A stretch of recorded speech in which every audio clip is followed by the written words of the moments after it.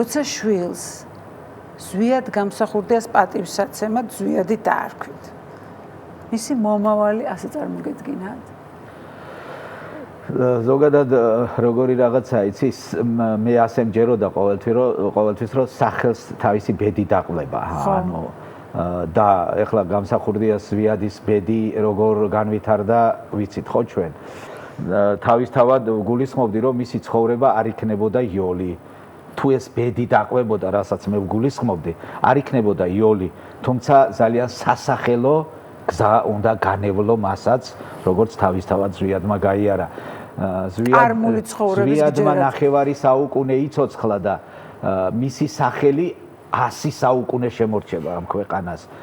რა თქმა უნდა, ასეთ ბედს არავინ არ უსურვებს თავის შვილს, მაგრამ პირველ ნაწილში რაც მან მოახერხა სამშობლოსათვის, აი ის ძალიან მინდოდა, რომ ასეთ ბრძოლაში ზვიადი ყოფილიყო და თავისი მნიშვნელოვანი სიტყვა ეთქვა სამშობლოსათვის ბრძოლაში.